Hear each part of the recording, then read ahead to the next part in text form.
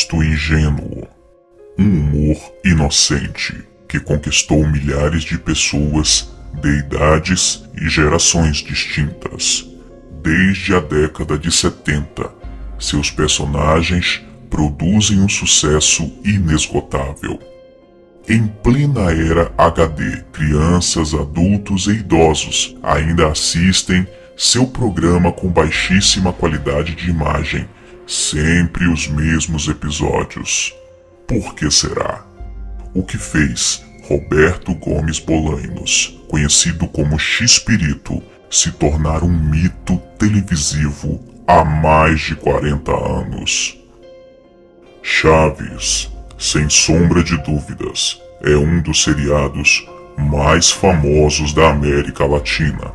Aqui no Brasil, é exibido no SBT há tempos e já encantou várias gerações. Seus pais assistiram, você assiste. Com certeza, seus filhos e netos também assistirão. O seriado possui um charme incomum, com personagens marcantes e divertidos que fizeram e fazem crianças e adultos de diversos países cair na gargalhada. O que existe por trás deste humor inofensivo? Você nunca se perguntou o porquê deste sucesso que parece nunca ter fim? Teria X-Pirito um lado misterioso e obscuro? Resolvemos nos aprofundar na história de Roberto Bolanhos, X-Pirito, e dos seus personagens. Descobrimos alguns fatos que levantam questionamentos assustadores. Um deles é este: X-Pirito fez pacto com o diabo? Você já deve ter visto na internet algumas creepypastas e teorias sobre o lado obscuro de Chaves, mas este vídeo te deixará muito mais intrigado. Sentem-se, crianças. O tio Lu vai contar uma história para vocês.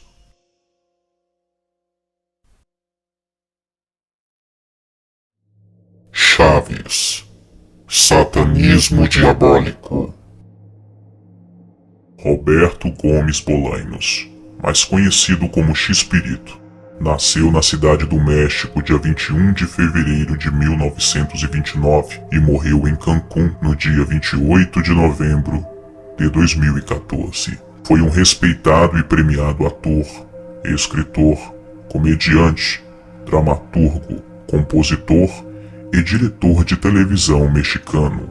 Ficou conhecido mundialmente pela criação das séries televisivas El Chavo del Ocho e El Chapulín Colorado, e com o programa X-Pirito, que ganhou o título de o programa número 1 da televisão humorística. Eles garantiram o reconhecimento como um dos escritores comediantes mais respeitados de todos os tempos. Ele se formou em engenharia, mas alguma coisa mudou o rumo da sua história e ele foi parar na televisão. Como o X-Pirito fez tanto sucesso? Existem muitas evidências e especulações que X-Pirito fez alguma espécie de pacto com o demônio. Podemos constatar algumas mensagens subliminares espalhadas por alguns episódios do seu programa. Também existe uma forte teoria que o próprio seriado Chaves, em seu contexto geral, é uma demoníaca mensagem subliminar. Até em seu nome artístico, constatamos uma mensagem subliminar. Roberto Bolanhos é chamado de X-Pirito. Dizem que o nome X-Pirito é um diminutivo de Shakespeare, em espanhol castelhano. Porém, a origem do seu nome possui um significado bem mais macabro. Além do nome artístico, todos os seus principais personagens começam com as letras C e H. Chaves, Chapolin e Dr. Chapatin. O CH em seus nomes seria uma abreviação de chamuco, que significa diabo, demônio, Satanás ou espírito do mal em mexicano. Seria isso uma das obrigações do suposto pacto feito por Roberto Bolanhos? Segue nos episódios de Chaves e Chapolin mensagens subliminares evidenciando o suposto envolvimento de Roberto Bolanhos com o satanismo. Observe e veja o símbolo nazista em um dos cenários de Chaves. O símbolo do partido de Adolf Hitler é a cruz suástica. Para o movimento Nova Era, simboliza o movimento cósmico. A sua conotação é bastante associada a Adolf Hitler e o seu movimento nazista, que dizimou milhões de seres humanos na Segunda Guerra Mundial. A cruz suástica é a inspiração de Chamberlain, um vidente satânico que foi conselheiro de Adolf Hitler. Foi ele quem inspirou a Hitler as ideias de um reino de terror e poder.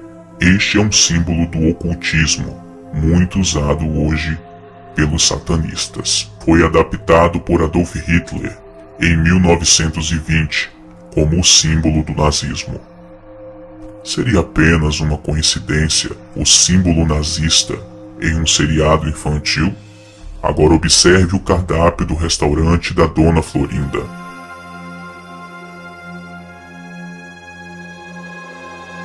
Nele contém o olho de Horus, um dos principais símbolos do satanismo moderno, usado principalmente pelos Illuminates.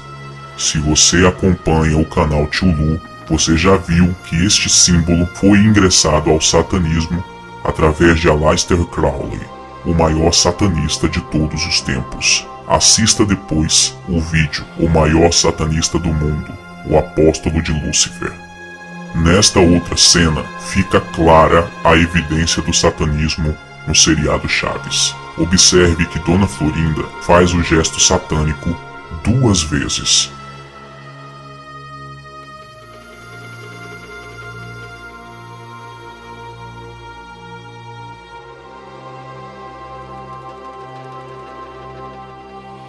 Anteriormente, já falamos sobre esse gesto. Muitos dizem que na linguagem de sinais, a mão chifrada significa amor, mas no seu contexto histórico, como foi apresentado em vídeos anteriores, é um símbolo de louvor a Satã. Observe as fotos de satanistas assumidos que sempre usam esse gesto com a mão. Em Chapolin Colorado, existem 2 episódios que são no mínimo estranhos. Veja o título deste episódio. Esta noche presentamos un episodio titulado Donde manda Satanás, no gobierna un pobre diablo. Sim, foi isso mesmo que você ouviu. Onde manda Satanás, não governa um pobre diabo. Título bastante sugestivo e bizarro. Quem estuda demonologia sabe que no reino dos demônios existe uma hierarquia que é seguida à risca, onde Lúcifer é o rei, logo abaixo vem os príncipes do inferno, principados, e depois as legiões de demônios, potestades. Falaremos sobre isso em um outro vídeo. Seria esse título uma simbologia do sistema hierárquico do inferno? E para reforçar o provável lado macabro de X-Pirito, agora veja esta cena. De acordo com o diabo. Quem é você? Você nem imagina. Simplesmente o diabo. Nossa, Vamos logo ao que interessa. isso é tudo que eu necessito. O xirrim do diabo. Eu lhe darei com muito prazer depois que você me assinar este contrato. Ah, nem se preocupe com isso, cara. Onde é que eu assino? Aí embaixo. Aí. Este episódio chama-se De Acordo com o Diabo. Parece que este episódio sugere de maneira subliminar o pacto que o próprio X-Pirito fez com Chamuco, Satanás. Observe que o personagem de X-Pirito fala tudo com a sonoridade de CH. Percebeu? Mensagem subliminar de adoração a Chamuco? Perceba como tudo se encaixa de maneira sombria. Segundo alguns estudiosos sobre satanismo e mensagens subliminares, o seriado Chaves é uma das mais sutis, brilhantes e terríveis representações do inferno em qualquer das artes. Vejam que interessante. A vila onde se desenvolve toda a trama seria um pedaço do inferno, e os seus personagens, pecadores amaldiçoados, condenados a vagar infinitamente naquele plano.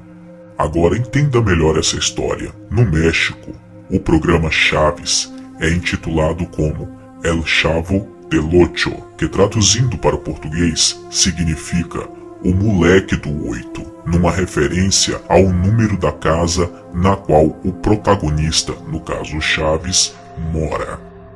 Não, ele não mora num barril, como muitos pensam. O Chaves não mora num barril. Onde é que ele mora então? Observe esta cena e comprove o que estamos falando. Porcaria, essa beleza de casinha? É sim. Bem que você queria ter uma como essa! Eu não, seu. Já tenho 8. Que 8? Ora, casa número 8, onde eu moro. Mas você não mora no barril? Não seja besta, como é que eu vou morar em um barril? Ninguém pode morar em um barril. Pois todo mundo pensa que você mora ali no barril. Pois são muito bobos, porque as pessoas não podem morar dentro de um barril. Eu moro lá no 8, eu moro na casa número 8. Olha, Chaves, você não mora no barril? Claro que não. Então onde? Eu moro no 8. Você quer dizer na casa de número 8? Isso, por isso me chamam de Chaves do 8. É óbvio. Não, é 8. Acontece que o número 8, escrito deitado, representa o símbolo do infinito, pois a morte é infinita. Não haveria nada antes dela e nada depois dela. A vila seria então um pedaço do inferno, no qual os personagens ficam eternamente repetindo as mesmas ações que os puseram ali, num ciclo vicioso e violento que nunca para. Chiquinha chuta a canela de Kiko e faz seu pai pensar que foi o menino o agressor. Nervoso, seu Madruga belisca Kiko, que chama a Dona Florinda, que acerta um tapa na cara do vizinho, que descarrega a raiva no moleque Chaves, que atinge seu barriga quando chega para cobrar o aluguel. Enquanto isso, o professor Girafales, queimando de desejo, bebe café com um buquê de rosas no colo, sem desconfiar a causa, motivo, razão ou circunstâncias de tanta repetição. Outro aspecto é que o cenário da vila trata-se de um labirinto sem fim e confuso, sendo que cenários como Acapulco são exceções à regra. Existe também uma questão muito curiosa sobre o tempo. Afinal, por que o Sr. Barriga sempre cobraria eternamente os mesmos 14 meses de aluguel todos os dias? Por que não 15 ou 16 meses? Simples, o tempo não passa naquele lugar e eles não percebem isso. Analisando os personagens, a coisa fica ainda mais esquisita. Cada um deles representa um pecado capital, e como estão numa espécie de limbo, ficam fadados a refazer as mesmas ações. O Chaves representa o pecado da gula, o moleque, sempre insaciável, que ama sanduíche de presunto e chama seu professor de linguiça, numa contradição aos costumes bíblicos que relatam que a carne de porco é suja. O Sr. Barriga representa a ganância, pois somente alguém muito ganancioso cobraria 14 meses de aluguel todos os dias. O Kiko é movido pela inveja, uma vez que os brinquedos alheios sempre são mais interessantes do que os seus, apesar de serem maiores e melhores. Existem especulações de que Carlos Villagrán, o ator que fazia Kiko, é um satanista e em sua casa existem vários objetos que comprovam isso. O seu Madruga representa a preguiça e sempre acha uma desculpa para se esquivar dos seus afazeres e não pagar o aluguel. O ator que fazia seu Madruga morreu logo após a gravação de um episódio com cenas de um velório. Professor Girafales e Dona Florinda representam a luxúria, os dois amantes que, apesar dos seus desejos incontroláveis, jamais passam do tradicional xícara de café e dos incontáveis buquês, pois estão condenados à abstinência sexual eterna. A Chiquinha é a personalidade furiosa, Ela representa o pecado da ira. Apesar dos seus esforços, não consegue se expressar da maneira que gostaria por ser a menor da turma. Logo, só lhe resta chorar ou agredir as pessoas. Dona Clotilde é o pecado da vaidade, moradora do 71. 7 mais 1 é igual a 8. O infinito. Lembra? Possui um animal de estimação chamado Satanás. Outra coisa muito assustadora é que o cachorro Satanás, uma hora é o cachorro, outra hora é o gato. Seu Madruga, o Satanás fugiu de casa outra vez. Ele quebrou a patinha. Mas eu não sabia que ele estava dentro da caixa. Coitadinho do meu Satanás, vamos entrar. Por favor. É você, Satanás. Ou seja, o cachorro da bruxa do 71 é um demônio. A atriz que fez Dona Clotilde, a bruxa do 71, morreu aos 71 anos. Não seria isso coincidência demais? Você acha que não tem nada a ver? Isso é, no mínimo, assustador. Jaiminho, o carteiro, seria o único representante do lado de cá, dos vivos. Ele seria um médium e suas cartas, psicografias, o fato de viver cansado, demonstra o seu tremendo esforço em vagar entre os planos e a sua amada cidade Tangamandápio, onde tudo é grande e mais bonito, não seria uma cidade, mas o próprio mundo dos vivos. Esses são fatos apresentados com argumentos muito bem fundados e estudados. O intuito do vídeo não é defamar nem acabar com a sua infância, mas te fazer enxergar o que possivelmente existe por trás desse seriado. Você ainda acha que essas mensagens subliminares trazem alguma coisa boa para um seriado infantil? Finalizamos com uma frase bastante interessante. A maior vitória do demônio é fazer você acreditar que ele não existe.